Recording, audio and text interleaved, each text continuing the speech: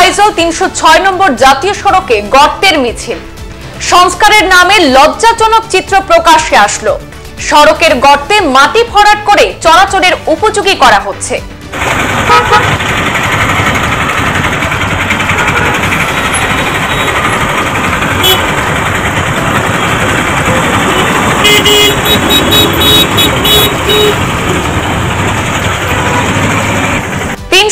নম্বর শিলচর আইজল জাতীয় সড়কের স্থানে স্থানে ভয়ঙ্কর গর্তের সৃষ্টি হয়েছে।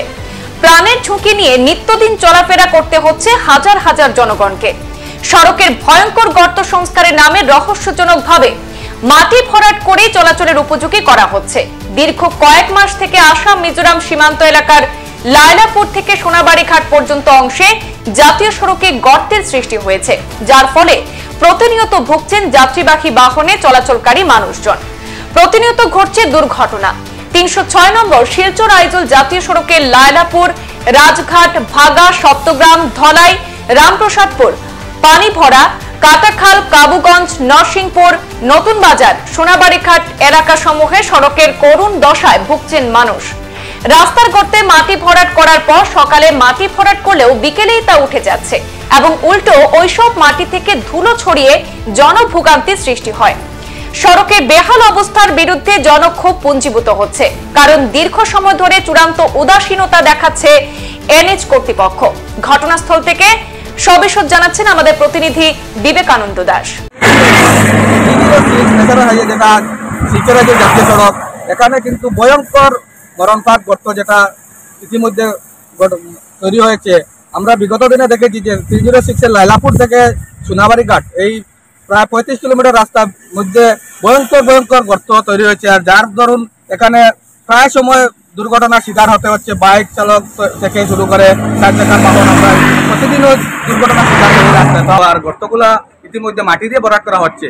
তো এগুলা আসলে আদৌ কর্তৃপক্ষ, বিভাগীয় কর্তৃপক্ষ করছে নাকি অন্য কোনো স্থানীয় কোনো ব্যবসায়ী বা কোনো মানুষ করেছেন, সে সম্পর্কে আমরা ওনার কাছে বিস্তারিত জানবো। যে এই গর্তগুলা ভয়ঙ্কর গর্ত, এখানে প্রায় দুর্ঘটনার শিকার হচ্ছেন মানুষ বা গাড়ি, তারপরে এখানে মাটি দিয়ে ভরাট করা হচ্ছে, সে সম্পর্কে উনি সংক্ষিপ্তভাবে জানাবেন। দুর্গাপূজা আগে থেকে এখানে অনেক অ্যাক্সিডেন্ট হচ্ছে এই গর্তগুলোর মধ্যে। তো আমি ব্যক্তিগতভাবে কিছু মাটি ওইখানে ফিল আপ করেছিলাম আমি নিজের শ্রম দিয়ে দুর্গাপূজার আগে। পরবর্তীতে আমি আমাদের এখানে বাজার কমিটির একজন বিশিষ্ট ব্যবসায়ী, ওনাকে আমি, ওনার নাম বলছি না, ওনাকে আমি বলেছিলাম যে মামা আপনি একটু দেখবেন বাজার কমিটি, আপনারা কমিটি থেকে কর্তৃপক্ষের কাছে গিয়ে এই রাস্তার কোনো একটা সুরাহা করা যায় কিনা। তো দুর্গাপূজার আগে আজ অব্দি এখানে 8 থেকে 10টার অ্যাক্সিডেন্ট হয়েছে। আমরাও পথচারী যারা বাইক নিয়ে আসে ওনাদেরকে উঠিয়ে দিয়ে দিচ্ছি। তো বিগত কয়েকদিন থেকে দেখছি এখানে ফিল আপ করা হয়েছে, কে বা কারা করেছে জানা নেই।